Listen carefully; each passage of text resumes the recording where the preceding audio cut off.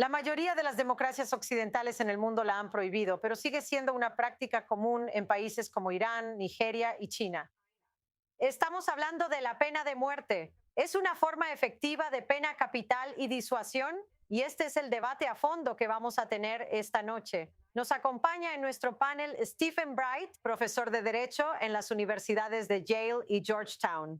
Robert Blecker, profesor de Derecho Penal y autor de The Death of Punishment, Searching for Justice Among the Worst of the Worst. Y nuestro propio corresponsal de I24 News, Joe Brown. Pero antes de comenzar, aquí hay un poco de contexto.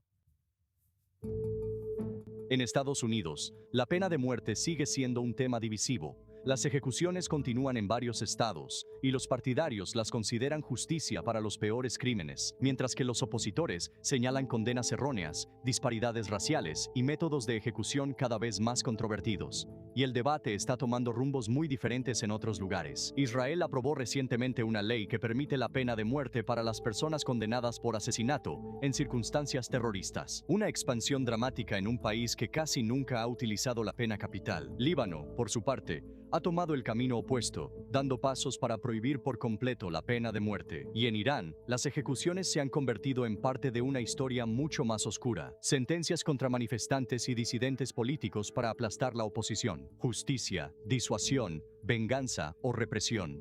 ¿Dónde, si es que en algún lugar, deberían las sociedades modernas marcar el límite? ¿Y todavía tiene cabida la pena de muerte en el mundo moderno? Muy bien. Y ahora pasamos a nuestro debate. Vamos a ir en orden para la primera pregunta. Cada uno de ustedes tiene 30 segundos. Primero vamos con Stephen, luego Robert y después Joe. Y la primera pregunta es, ¿sigue siendo relevante la pena de muerte en el siglo XXI? Stephen. No, no lo es. Es un castigo primitivo y anticuado. Es fuente de mucha injusticia. Personas inocentes son sentenciadas a muerte y algunas son ejecutadas. No disuade. Las personas que cometen delitos no creen que los vayan a atrapar. Si lo pensaran, no los cometerían. Y vemos que los tribunales simplemente no pueden decidir quién debería recibir la pena de muerte y quién no. Se impone mucho por cuestiones de raza y por pobreza, y cada vez más se ha ido abandonando en gran parte del mundo. E incluso en Estados Unidos, solo 23 personas fueron sentenciadas a muerte el año pasado. Vaya, eso sí que llegó justo con la campana. Muy bien, Robert, es tu turno. Bueno, podemos abordar la pregunta desde el punto de vista legal, político o moral. Por supuesto, lo ideal sería eliminar la pena capital como instrumento de opresión política o racial, pero irónicamente abolirla tendrá el menor impacto donde más se abusa de ella. En resumen, estamos seguros de que el pasado cuenta. Podemos identificar a los peores de los peores de los peores. El mal existe. Algunas personas sí merecen morir y una sociedad humana comprometida con la justicia tiene la obligación de juzgarlas, condenarlas y ejecutarlas. Muy bien, Joe. Emily, esta será la tercera vez que estoy en el estudio contigo y me has hecho una pregunta como toda Nos amenaza gusta tiene un debatir. final. Todo santo tiene un pasado, todo pecador tiene un futuro, y sí creo que eso es cierto para la mayoría de las personas en el mundo, especialmente para quienes han sido condenados por delitos. Sin embargo, hay algunos casos muy graves en los que sería mejor que estas personas no tuvieran que lidiar con las consecuencias en absoluto, y estas personas fueron sentenciadas a muerte. Sin embargo, no puedo pensar en una manera adecuada en la que esto pueda suceder de forma que un gobierno tiránico no pudiera, en teoría, tomar el control y usar esto para su propio beneficio político. Muy bien, ahora no tenemos el temporizador de 30 segundos, así que pueden continuar. La siguiente pregunta es, ¿le corresponde al gobierno aplicar un castigo tan extremo? Y comenzaremos de nuevo con Stephen.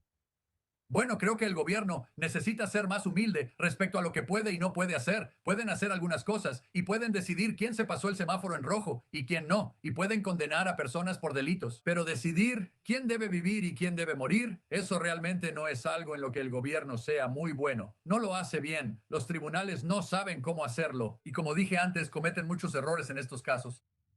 Y no vemos, como se mencionó hace un momento, que en estos casos realmente terribles, muchas veces esas personas no reciben la pena de muerte y otras personas que no parecerían merecerla tanto, sí reciben la pena de muerte. Robert.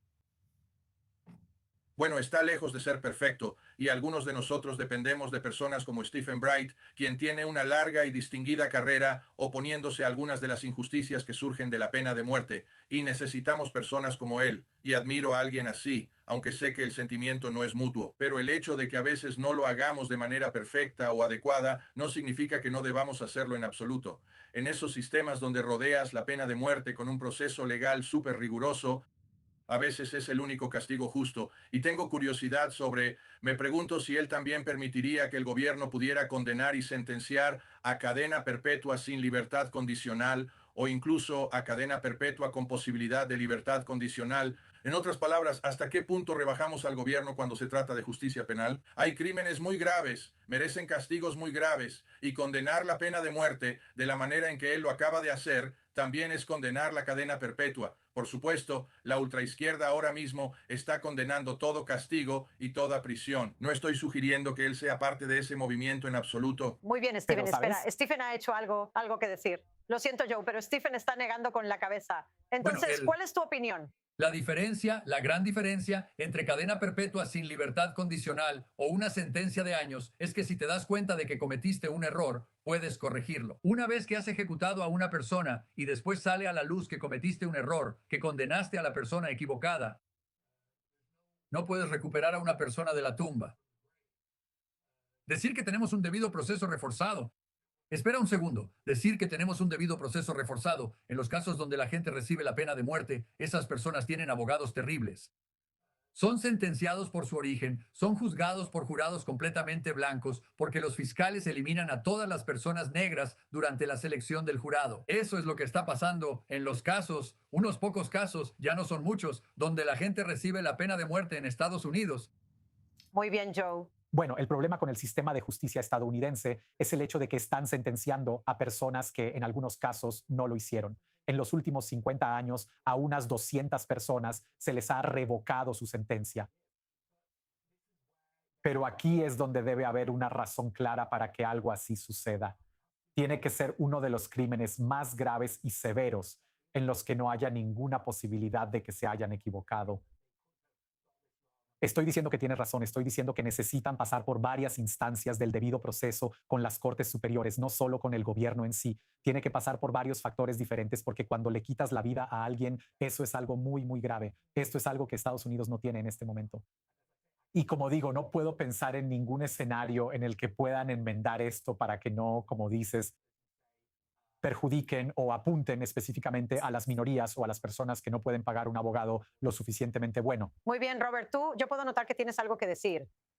Bueno, algunas cosas. Primero, por supuesto, la vida es irreversible. Y alguien que pasa 60 años en una prisión de máxima seguridad solo para que después se descubra su inocencia no puede recuperar eso de ninguna manera significativa. Pero más allá de eso, supongamos que sí abolimos la pena de muerte. Este es Global Eye y estamos hablando desde una perspectiva global. Y por cierto, mencionaste muchos países, pero no mencionaste a la India y Japón, grandes, grandes democracias. Así que, y también, por cierto, históricamente, todos los países europeos que abolieron la pena de muerte, excepto Irlanda, lo hicieron enfrentándose a un apoyo abrumador del público a favor de ella. Así que Estados Unidos está actuando como realmente actúa una democracia, sometiéndose a la opinión pública. Pero, regresando a eso, Rusia no tiene pena de muerte. O sea, la tienen en las leyes, pero han tenido una moratoria desde, creo, Pero sí tienen un no hay gulag. electrocución. Sí, claro que sí. Y muchos opositores mueren. Así que dile a Navalny y a la familia de Navalny que abolir la pena de muerte en Rusia hizo alguna diferencia en si fue ejecutado o no. Por eso dije en mis comentarios iniciales, irónicamente, los lugares que más la abusan son los lugares de los que menos nos beneficiaremos. Los iraníes, según el conteo, ejecutaron o asesinaron a 52.000 manifestantes. Ejecutaron, creo que 22, lo cual es horrible. Ejecutaron a 22, asesinaron a 52.000, una veinteava parte de un 1%. Así que abolir la pena de muerte no eliminará el asesinato de Estado de ninguna manera. Irónicamente, en realidad puede aumentar las posibilidades de ser absuelto cuando el público presta atención a los tipos de juicios que ocurrirán si están rodeados de un proceso supergarantista. Y sé que Stephen Bright está bien preparado para señalar los defectos en eso. Él ha hecho más que casi cualquier otra persona en Estados Unidos para tratar de eliminar o limitar esos defectos, y no se han eliminado. Está lejos de ser perfecto, pero a veces es la única respuesta justa.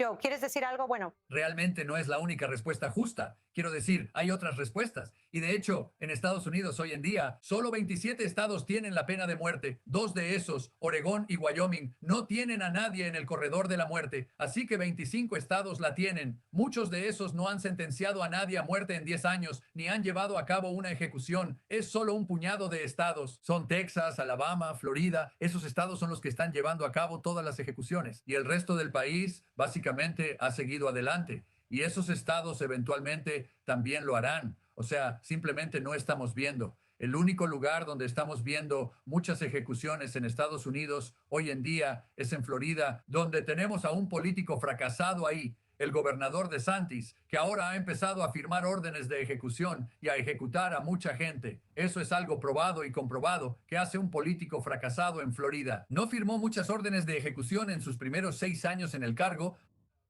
pero ahora ejecutó a 19 personas el año pasado y ya van 12 este año, pero nadie más está haciendo eso. Eso es una aberración en Estados Unidos. Joe.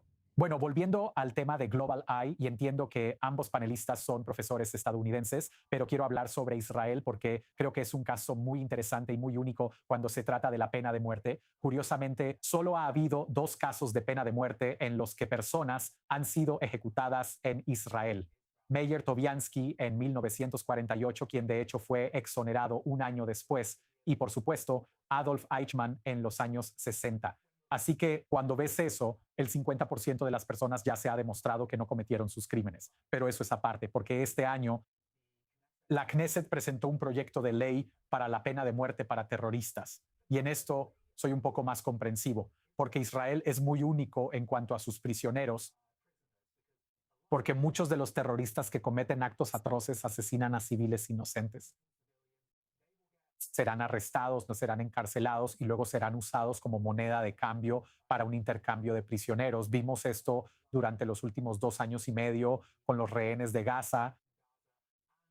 Y también lo vimos con Gilad Shalit en 2011. Y una de las personas que fue liberada en 2011 fue Yehya Sinwar, quien por supuesto fue el autor intelectual de la masacre del 7 de octubre. Así que en ese caso habría tenido más sentido si simplemente hubieran dicho, está bien, deberíamos ejecutarlos ahora, pero no lo hicieron. Y eso nos lleva a la actualidad con la ley de pena de muerte para terroristas. Sin embargo, esto es profundamente defectuoso porque, como he estado diciendo, el problema es la implementación del gobierno. Es una política de 2 niveles. Tienen una regla para las personas en Cisjordania ocupada en la que si cometen cualquier acto de terrorismo, entonces es ejecución automática. Y si son personas en Israel o en Jerusalén Este, entonces solo se aplica la pena de muerte si, entre comillas, están negando la existencia del Estado de Israel. Así que eso básicamente lo reduce solo a los terroristas palestinos. Y eso crea un sistema de justicia de 2 niveles. Uno de los principales defensores de este proyecto de ley es Itamar Ben-Gvir, el ministro de Seguridad Nacional, quien ha estado usando un prendedor de solapa con un lazo corredizo. Esta es una persona que claramente quiere hacer esto para obtener ventaja política. Y aquí es donde están estos problemas. El hecho de que esto pueda ser secuestrado por políticos para hacer declaraciones políticas. Él, en el pasado, ha dejado de decirlo ahora que ha llegado a una posición de poder, pero ha dicho antes que ha liderado cánticos de muerte a los árabes, y esta es su manera de plasmarlo en la ley. Y ahí es donde está el error. En un mundo ideal podría haber algo que significara que habría ejecuciones de estos terroristas y que no serían usados como moneda de cambio en el futuro. Sin embargo, la manera en que se está haciendo ahora mismo hace que sea imposible que sea moralmente aceptable. Muy bien, Stephen. Stephen, eres el siguiente. Puedo decir que Pero quieres bueno, decir iba a algo. decir eso. Sí. Una cosa ahí, hablas de moneda de cambio de personas que son prisioneros. Déjame decirte, tienes mártires cuando ejecutas a personas. Sabes, hay personas que una vez que han sido ejecutadas, entonces surge todo un increíble movimiento político alrededor del Pero mártir entonces de pueden ser esas liberados personas. y luego pueden Así que matar de eso nuevo y no así va a es como se resolver el convierten en problema. mártires de esa manera. Vas a tener estos problemas políticos de cualquier manera, pero ese sistema de 2 niveles es, ya sabes, también tenemos un sistema de 2 niveles en Estados Unidos, solo que de una manera diferente. Y por supuesto, Israel tuvo a otra persona sentenciada a muerte, un tipo de Cleveland, Ohio, que resultó ser completamente inocente después de que lo llevaron, lo extraditaron a Israel y lo condenaron. Y luego habla de un debido proceso reforzado, habla de ser muy cuidadoso. Ningún sistema judicial es tan cuidadoso. Israel solo ha tenido 4 casos de pena de muerte, así que han sido muy cuidadosos con eso. Y aún así, se han equivocado 2 veces de esas 4. Eso solo demuestra que los tribunales no son muy buenos para decidir quién debe vivir y quién no. Eso no es Sí, algo siempre en lo hay que los mucho, siempre es tribunales muy sean complicado. buenos. Robert, ¿qué tienes que decir sobre esto? Algunas cosas. Número uno, Joe y yo podemos intercambiar posiciones en este tema. El estatuto de la pena de muerte en Israel era fundamentalmente defectuoso de principio a fin. Fueron mejorando los borradores a medida que avanzaban, pero tienes toda la razón. Tenías que tener el incentivo de destruir el Estado de Israel para que te la aplicaran, lo que significaba que no cubría a personas que violan y luego torturan niños. Quiero decir, este tipo de personas son las que deberían estar sujetas a la pena de muerte. Mencionaste que Líbano acaba de abolir la pena de muerte a principios de la semana. Es correcto, pero el tema principal que no hemos analizado es, ¿comparado con qué?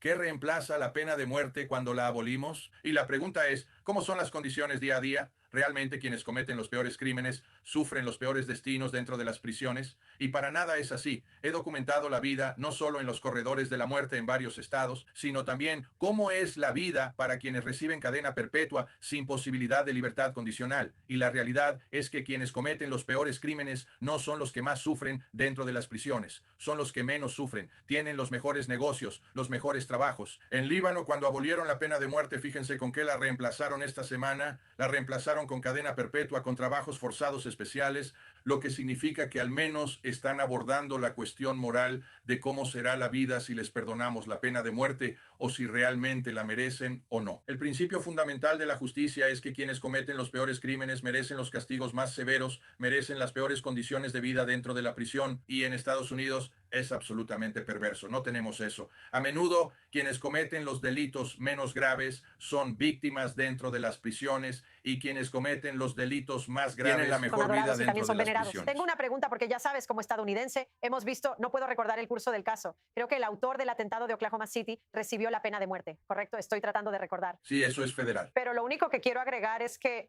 incluso cuando las personas son sentenciadas a muerte, están en el corredor de la muerte durante años y años y años, y luego en el último minuto se cancela. Y solo estoy pensando en cuánto dinero cuesta también hacer esto. O sea, si eres un asesino de verdad, ya sabes, eres un Charles Manson o lo que sea, no necesariamente vas a ser rehabilitado. Entonces, no es peor estar en prisión y tener que vivir una vida tras las rejas que ser condenado a muerte Obviamente por no. esa razón.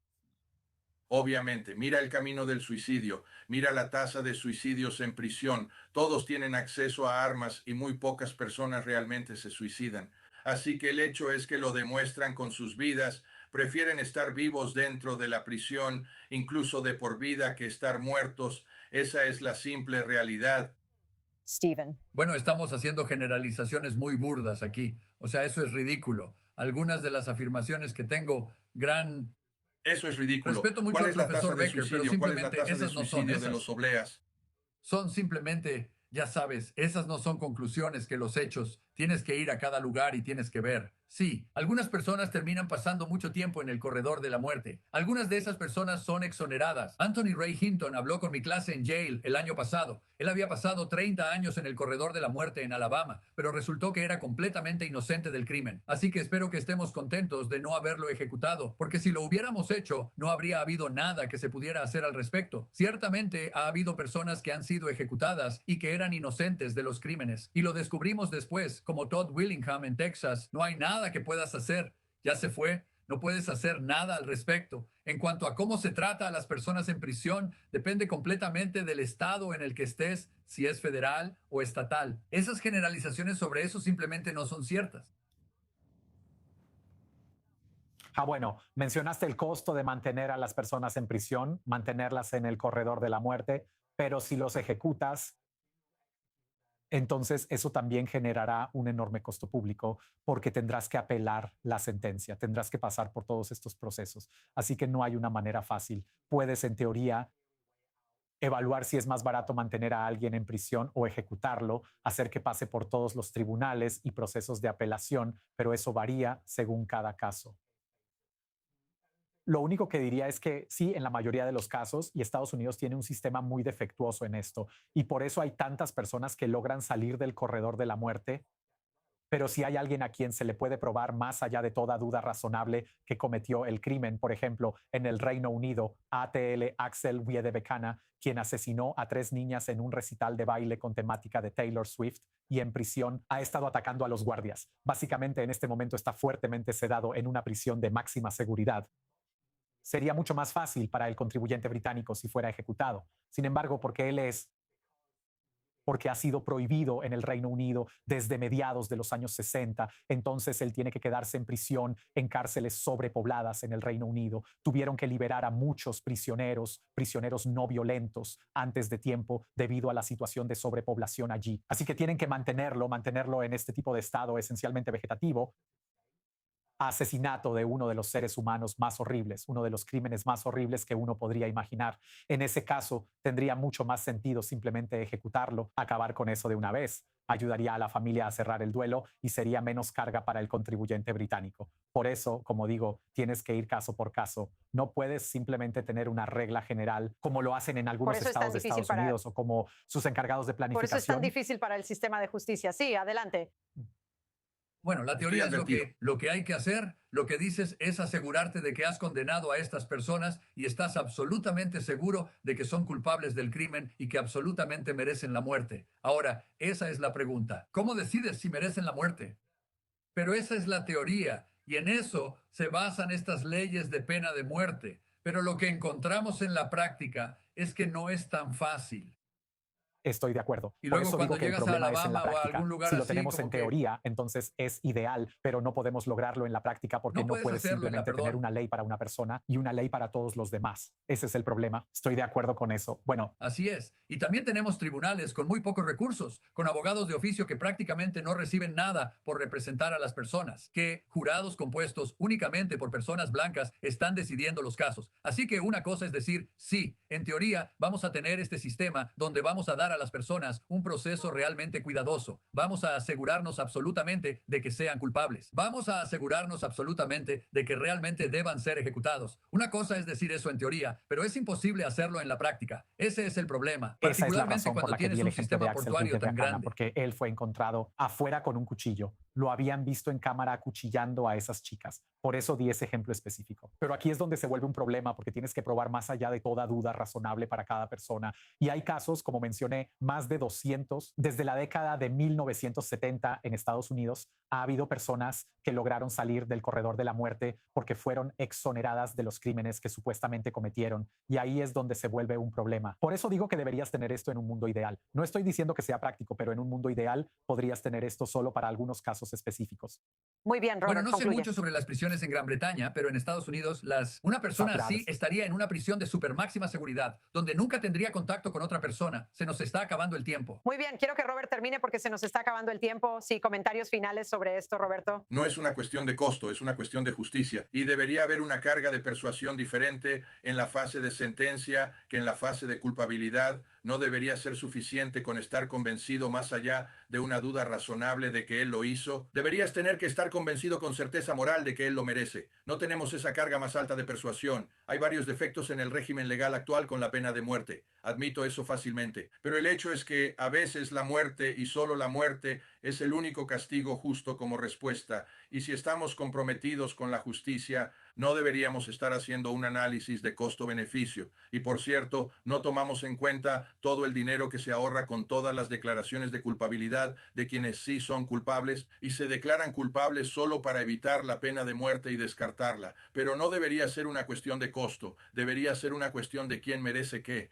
Estamos comprometidos con la justicia y estamos dispuestos a gastar el dinero, el tiempo y el esfuerzo para asegurarnos de que las personas reciban lo que merecen. Bueno, gracias a todos. Sin duda fue un debate interesante. Hay muchas más preguntas. Ojalá tuviéramos más tiempo. Así que gracias de nuevo a Robert Blecker, Stephen Bright y por supuesto Joe Brown. Y no se vayan, regresamos después de la pausa.